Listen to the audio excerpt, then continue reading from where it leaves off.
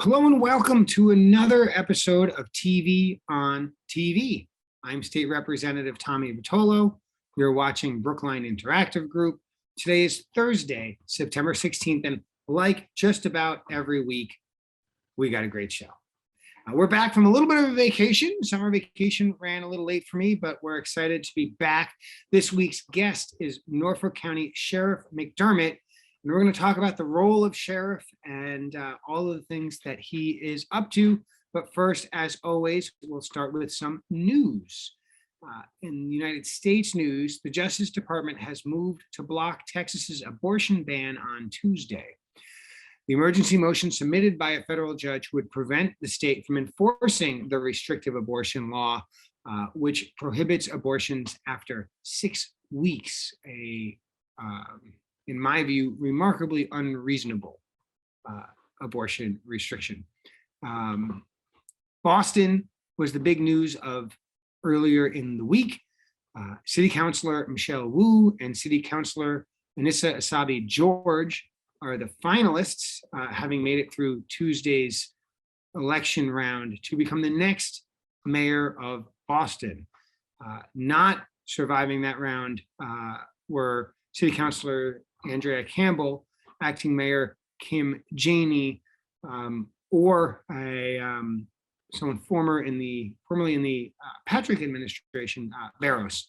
In any case, it is Michelle Wu and Anissa Asabi George in the finals. That election, of course, the first Tuesday in November, just less than 7 weeks from now.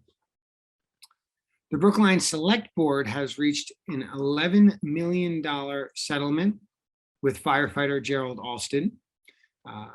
A settlement of that amount requires town meeting to fund, and that vote is likely to require 2/3, to the extent that it will likely be a vote to bond that money. And town meeting will have a special session in October to have that debate and to determine if town meeting will fund that $11 million settlement for wrongful termination with Gerald Alston. Last week, the school committee approved a vaccine requirement mandating that all educators and staff in Brookline Public Schools be vaccinated by November 1st. It was we'll try that again. It was groundbreaking week this week in Brookline. Construction began both at the Coolidge Corner Theater and Driscoll School. For those not quite in the know, the Coolidge Corner Theater is expanding in the rear. It is going to build a proper lobby, as well as additional screening rooms and some better space for the public for other uses as well. Driscoll is the K-8 school in Washington Square, and it is getting an entirely new school built in the playground of the existing school. Very exciting, all electric, not using fossil fuels for heating. They're going to build the new school while the students are still attending the old school, and then once the new school is built and ready for educating, then the students will attend the new school. They'll tear down the old school and create playground space and outdoor space there that will in fact be bigger than the one that the students used to have. So that's a big win. Next week, there'll be another groundbreaking, but you'll have to wait until next week to hear that news. But I do hope that you will stay with us this week. We're going to cut right over to a just recently pre-recorded interview with Sheriff McDermott, the Norfolk County Sheriff, here on Brookline Interactive Group. Stay tuned.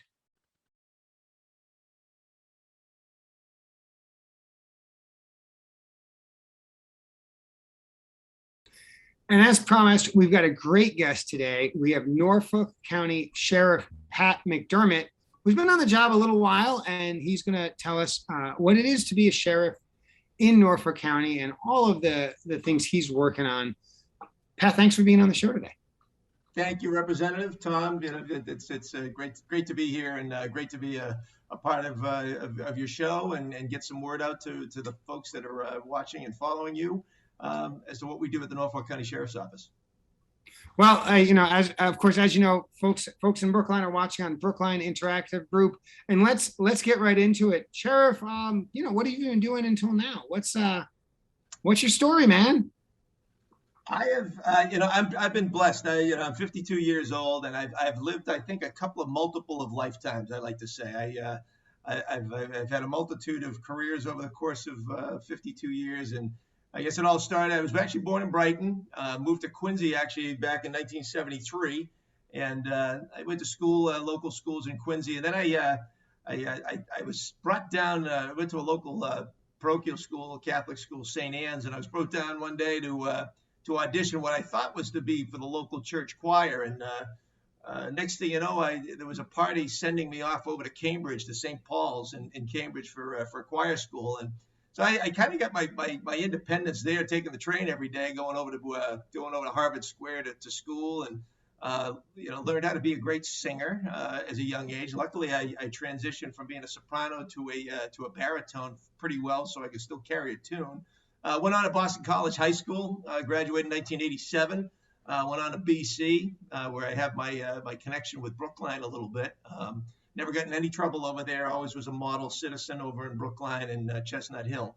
But graduated with a degree in political science and communications. But always had a passion towards public service and being involved in my community. So when I graduated from BC, got very much involved with my local neighborhood association in Quincy, the Montclair Wollaston group. And one night as a young kid, I was at a function, and one of the founders of the group came up and said, "Hey, we could use some new blood on our officers, and would you be willing to kind of serve as one of the officers?" And being a young man, somewhat arrogant, I guess, I said, "Well, I'll be happy to do it. But the only job I'll take is president." Now, I was kind of joking. I was joking with Howie, and I showed up at the next meeting, and I was nominated as president. So I became president of my neighborhood association when I was 22, 23. And at the same time, I stayed active in my local community, got involved because I love politics. My dad was a very good friend of the former Speaker of the House, Tom O'Neill. And so I grew up with a household of politics. So I immediately, the first thing I did was get involved in a campaign locally in Quincy for then Mike Bellotti. He hadn't been elected to anything yet, but became the state representative back in '92. And it was a great opportunity for me to first get involved in politics and really find a passion for public service. So I was president of my neighborhood association. I ended up working for Mike at the State House as one of his aides for a year, and going on to work with State Representative John Rogers out of Norwood, and then was pulled over to the other side of the State House in the Senate, working for Senator Morrissey. These Quincy guys tend to actually go up into the world of things. Mike Bellotti went on to be sheriff, now Norfolk County Treasurer. Mike Morrissey is now our district attorney. But at the time, I had the bug to take a leadership role. I had learned a lot at my 2.5 years at the State House, and there was a vacancy on the Quincy City Council back in 1995, and I took a shot at it. Representing my district in Ward 3. I was successful that first time out, and I learned very quickly a lesson in politics too. Mike Morrissey, who was my friend, and I was his aide at the State House, he specifically said to me right away, only room in this office for one politician. So congratulations on your election to the city council, but it's time for you to focus on that and not the Senate office. So I served 3 terms on the Quincy City Council, focusing on just, bread and butter issues in the community, fixing potholes, repairing streets, rebuilding parks and schools, and all those local issues that really make a community great. And then at the same time, I was going to law school. I graduated from Suffolk Law School in 2000, and at the same time got married. So all kinds of fun stuff was going on at the same time. And I talked about those multiple jobs I had during that time to put myself through law school. City council salary, not bad, but wasn't great. But I was bartending, I was DJing, I was doing a whole host of singing gigs at the time. So did whatever it took to get to where I needed to go. But graduated law school, became an attorney, and also decided after 3 terms in the city council that I was going to move on to either something else or possibly just a law practice, which was great. But the opportunity presented itself to run for countywide office. I had been working with Paul Harold at the Registry of Deeds for about 1.5 years. I'd been involved in county politics with then District Attorney Bill Keating. and the opportunity to run for register of probate for Norfolk County was open. It was an open seat. So I took a look at it. I knew enough about estate law to be dangerous. I knew a little bit about family law, but my passion was about access to justice. I did that on the local level about people, constituents having access to City Hall. And I really found the passion for building access to justice issues for people throughout Norfolk County relating to family law and their issues that they might have. So I was blessed by the voters of Norfolk County, including the town of Brookline, to serve 3 terms as Register of Probate, a total of 18 years. Learned so much about families and about struggles. And, we dealt with people that were going through tough times in their life, divorce, death of a loved one, incapacity of a loved one. We dealt with opioid issues in the probate and family court, dealing with folks that couldn't afford legal representation. I started a Lawyer of the Day program there. So access to justice initiatives were something that I was really passionate about. But I think similar to my 3 terms on the city council, the 3 terms as Register of Probate, I found it was time to move on, to focus on something different, to take my passions and my skill sets to something else. And it just so happened that at the same time, my good friend, my former boss, Mike Bellotti, had got himself his own promotion by becoming president of Quincy College. And that created a vacancy in the office of sheriff. The governor appointed an interim sheriff for a couple of years, but the statute says in the vacancy that the governor shall appoint an acting sheriff until the next state election, which was the recent election of 2020. Campaigned for 2 years throughout the 28 towns in Norfolk County, talking about my skill set, my background, my passion for public service and for helping people, and kind of coming up with some innovative ideas on how I thought the criminal justice system ought to work and how we can really focus on rehabilitation and reentry options. And once again, the voters in Norfolk County gave me the privilege and the honor to now serve as their sheriff. So as we said, I just started in January. We hit the ground running only because I'm only serving the last 2 years of Sheriff Bellotti's term. And so therefore I need to move on next year. And hopefully, if I've done a good enough job in these short 2 years, hopefully the voters will agree with me and send me back for a full 6-year term. So you're new on the job, and I assume Norfolk County issues you a couple of 6-shooters, a cowboy hat, and a horse, and you ride around picking up people wanted for robbing trains, right? That's what sheriffs do, isn't it? That's what Hollywood and would depict it as such. There's been many a movie made. Anybody that watches a fan of westerns will see, here comes the sheriff, or there's a new sheriff in town, and that was what was going on with me for the first few months in office. But yeah, at the end of the day, and it's very different. Sheriffs across the county are treated are different in their capacity. Especially right now, I'm actually dialing in from I'm attending the Major County Sheriffs of America conference. It's being held here in Boston, so I'm downtown Boston at that. And it's all the major county, any county that has over 600,000 people. So we have a very diverse crew, and there are some of our sheriffs come right in. They get the big cowboy hat, the belt buckle. They've got a sidearm present, and they have that presence about them. Whereas and then a lot of sheriffs do law enforcement. They do patrols out in their community, much like in Massachusetts, our municipal police departments do. Whereas sheriffs up here in Massachusetts and in most of the Northeast serve a little bit of a different role. We're not preeminently a law enforcement agency, although we do handle law enforcement issues, and we partner with our partners and our friends in the local municipal departments. But predominantly the sheriff's role, the primary role of the sheriff in Massachusetts is the care and custody of inmates, and care and custody at the House of Correction in the respective 14 counties. And so that care and custody component is important. So as folks go through the criminal justice system and they are either awaiting trial, so we hold some of the men that we are holding, the offenders are being held waiting for trial.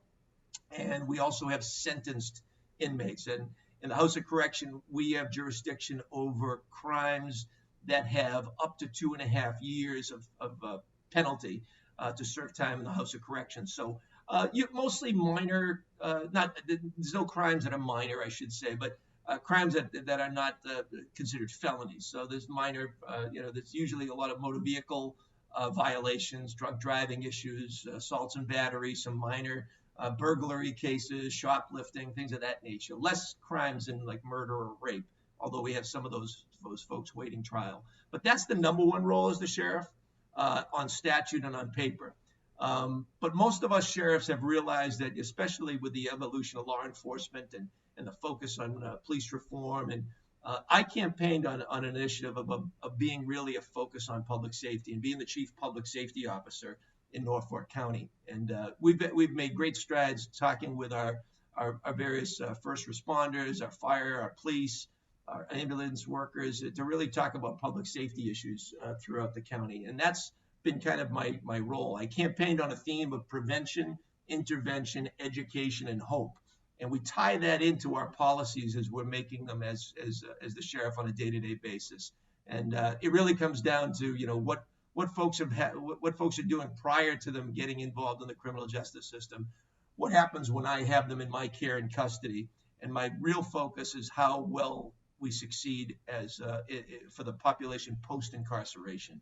And that's really where my focus is going to be, is to make sure that we rehabilitate offenders to a point where they can come back to the town of Brookline or the city of Quincy and be model citizens and be participating in the local communities that they live in. So that's my goal as sheriff. And, between that and a whole host of community programs that we do, there's so much going on in the sheriff's office. Every day to me is Christmas morning, opening up a new gift. And it's a gift of the opportunity to serve the people that I represent. So tell us about some of the programs. I know that my viewers absolutely are excited about prevention, intervention, education, and hope. Maybe they thought about it a little differently, but certainly helping people who are incarcerated, who are under care and custody, get on the straight and narrow, or at least the straighter and narrower. That's a vision that I think a lot of my viewers share, right? We want folks to get out of prison, or in your case, of jail, and be productive, behave, be good neighbors. And so what are some of the programs that you've been working on, or that you've been working with your folks on, to help get the folks under your care and custody to that point? So going along with the theme of, our prevention programs are all about educating mostly youth. So we focus before anybody gets involved in the criminal justice system. We have a real focus on juvenile issues, and I'm working right now with creating a partnership with our juvenile court in Norfolk County to really kind of tackle some of those at-risk youth that are already involved in our criminal justice system as juveniles, that hopefully don't graduate into our district courts and get into that level. So we want to work with our juvenile offenders to make sure that they get back on track. We're going to be putting together a task force on that, which is going to be focused on juvenile offenses, which is also going to lap in mental health and opioid use, or general drug use as juveniles, to focus on those at-risk populations before they get involved in the criminal justice system in the first place. And the youth are the predominant ones that we're focusing on. But the bigger population is obviously the population that does get convicted and is serving. And it's that middle piece of intervention and education. Most of the men that are serving, and it's all men right now in the Norfolk County facility, our female population, which is about 26 female offenders, are currently serving in the House of Correction in Suffolk County, but we're working on hopefully a partnership to bring our female offenders back into our region with the proper programming for them. But our male population, we focus on the basic needs of what people are looking for. And most of the men that we're dealing with, there's educational issues, so we focus on making sure they're on the right track for at least a high school GED program to get them back into basic literacy skills, as well as math skills. So we focus on those basic education skills. And then we build it up from there. We have a partnership with Quincy College that is right now going to be, we're going to have live streaming of college courses that people can take while they're incarcerated. So education is going to be a big piece for most of these these men and hopefully get them on the right track there. Work skill development. A lot of these guys haven't been able to keep a job for a long time based upon that primary education piece, but also having work skills. So we've actually partnered up with a bunch of different organizations to create skill development opportunities for these men. One of the programs that we have is a grant through one of our local community colleges for HVAC certificate. So we're hoping to get some of our men to take that HVAC certificate program so that when they get out into the real world, they'll have a job in the heating and air conditioning field. We have a great reentry coordinator who is actually working now with outside agencies, especially our friends in labor, have been absolutely fantastic on creating a partnership with the Norfolk County Sheriff's Office to give men an opportunity to possibly go into the labor market, to go into whether it's being a carpenter, an electrician, a plumber.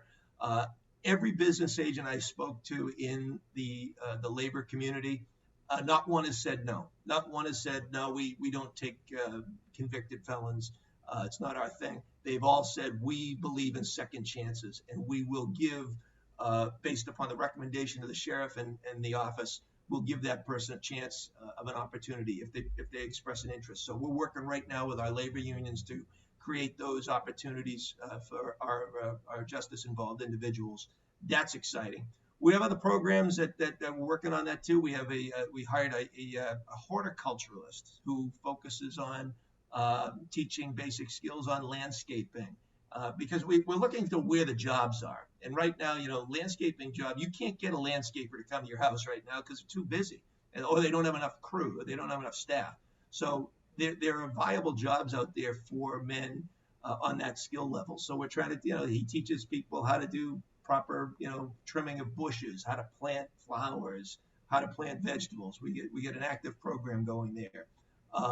We're hopefully going to be opening up at some point a workshop at our facility with, whether it's woodworking or some other skill sets once we have that program up and running, so we can have inmates actually directly involved.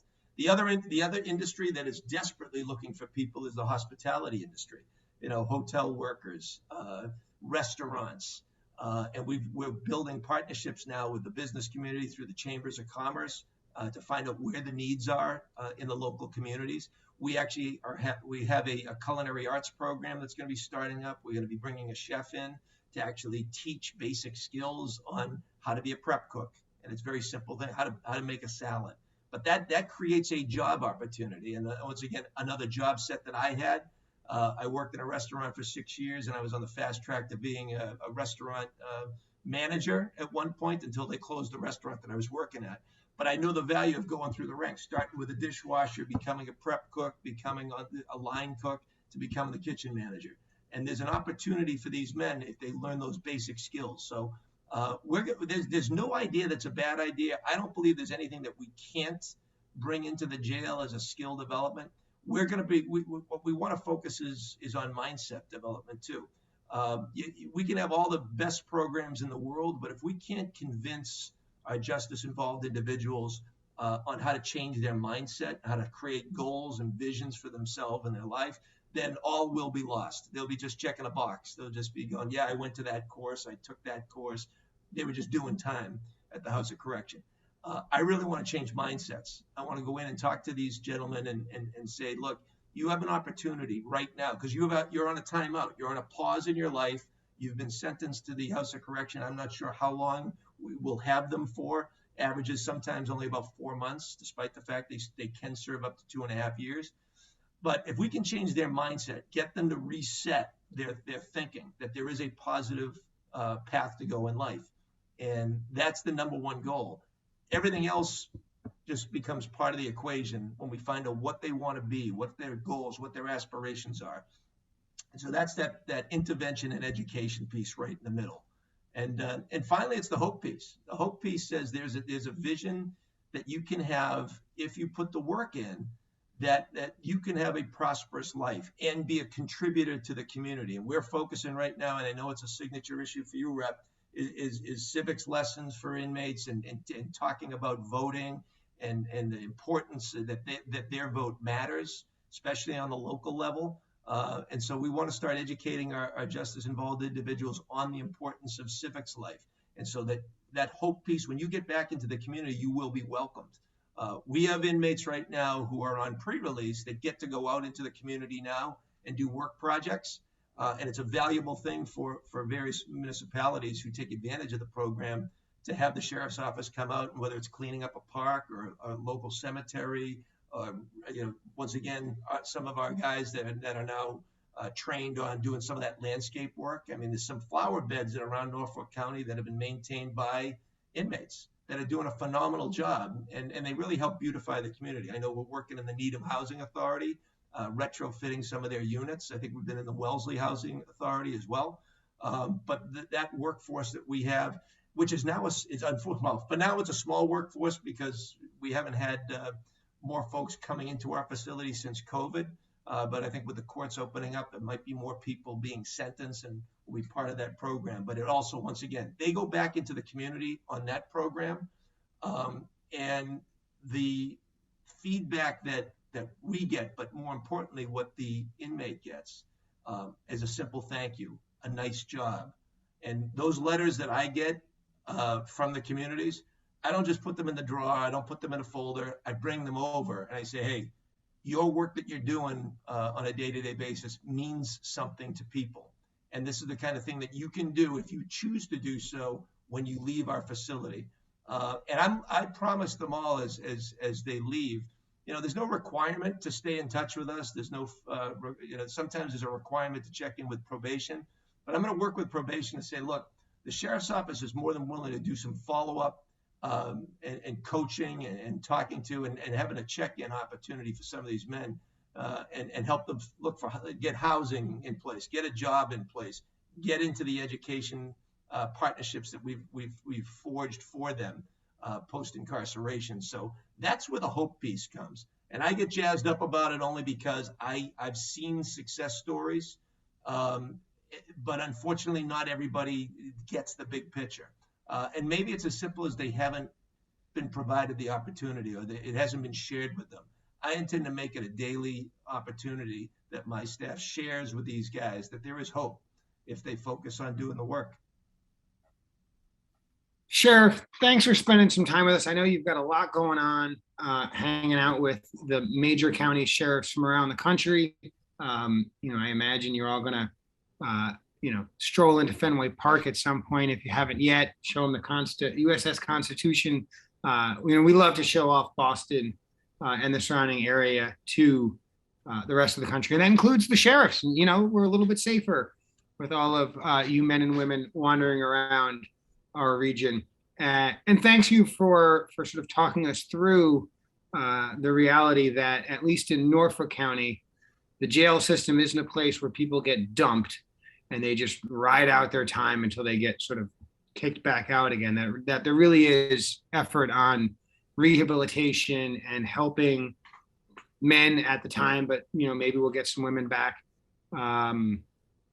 Really give them some tools to be their best selves, to lead better lives for themselves. And I wish you the best of luck in the next year or so, and do a great job. The people will reelect you.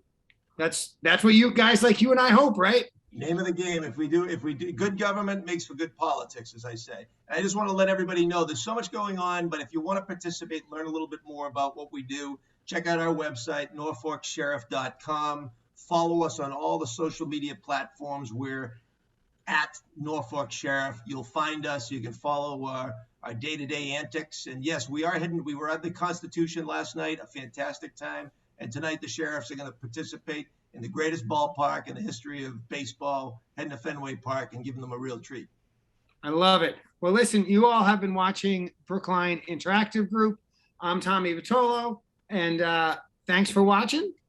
We'll see you next week.